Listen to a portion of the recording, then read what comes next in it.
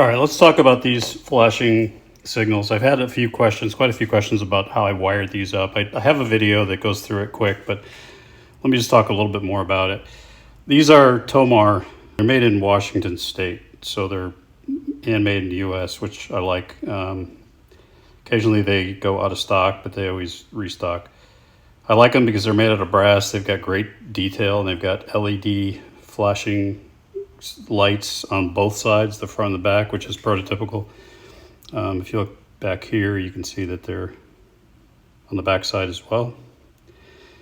So good quality. In my opinion, they're the nicest ones, and I've tried several. So now let's talk about how I wired them up, which is under the layout here.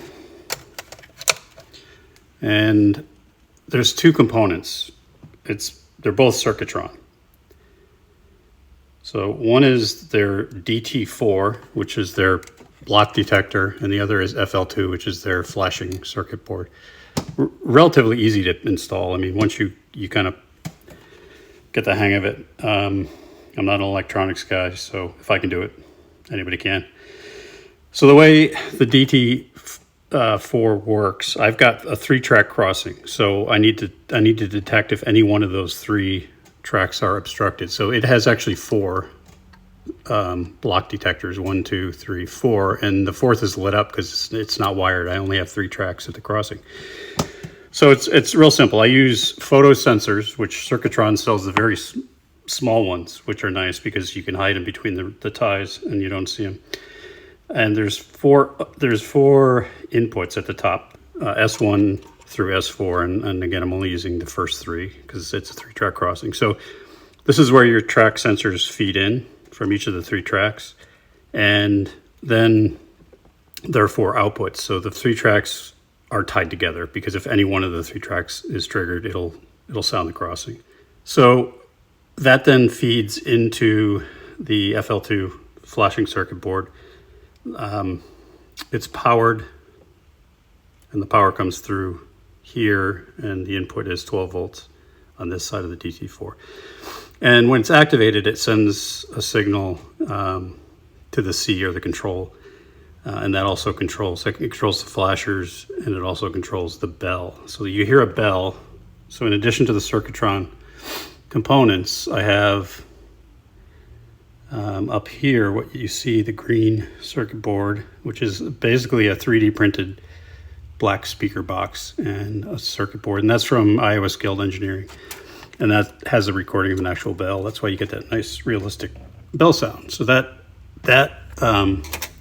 highly recommended if you're going to have the crossing signals, that you have the bell as well, especially if you have the signals that have the bell on them. Tomar makes the flashers with or without the bells on top. So it's wired into the DT4, each of the 3 tracks. That when that's activated or detects something on the block, it'll tell AFL2, the flashing circuit, to flash the signals and sound the bell. Now, as far as wiring those signals, they have resistors, which it's critically important. If you work with LEDs, if you don't use resistors, you're going to blow them out with what comes out of the 12-volt supply. So there's they provide one for each of the 4 LED bulbs on the signal. So I've got a rack of them there, and then I've got a rack of them in the back there for the far signal. But if we go back to this one, this is sort of a makeshift circuit board. I just made this out of styrene. So I just tied the power inputs together at one end of the 4 resistors, and then you can see the yellow and red are coming out, and I labeled front right, back right, front left, back left. So I knew what they were when I then got to the signal. So you can see the signal wires are coming through the layout here, and they're going to their respective resistors, and then that is going into the circuitry. So let's go back up here to the layout, and I'll show you how I put in the the photosensor detectors. The circuit boards are Circuitron, as well as these track sensors. And I do like the Circuitron sensors because they're quite a bit smaller than the cheap Chinese ones you get off Amazon. They just nest right between the ties there, and you could barely see them. So I have two on the approach of each side of each track. So there's 4 per track. You see my hand activates it. And the reason for that is I want the train, as it's approaching, to trigger. And then if the train is pulled forward and it's just sitting at the crossing, it'll still be triggering because it has those 2 sensors. Now, if you have a larger layout and you want this thing to detect a train further back, obviously you'll put one of those 2 quite a bit further back. But since mine's a switching layout, you're typically going to approach the crossing pretty slowly, and you'll have time to signal the crossing. So you'll hit the first sensor on either one of the 3 tracks, and it'll start the signal.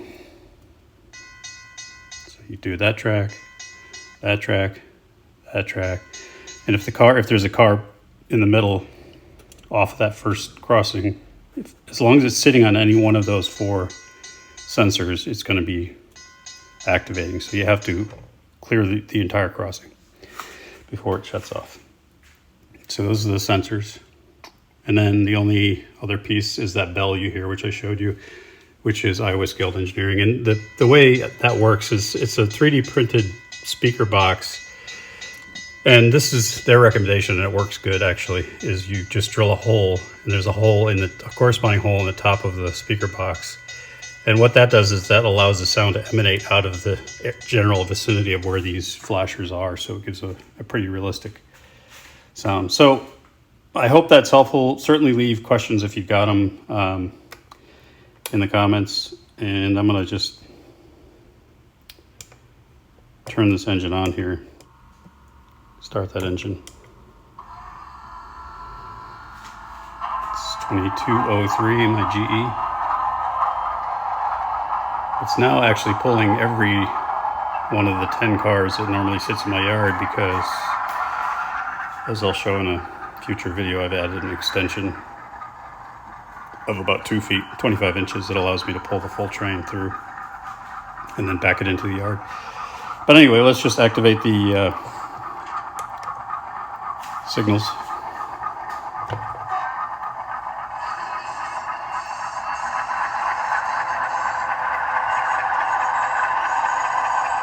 And you'll see as it hits that first photosensor, it's going to activate, and it gives you time to react.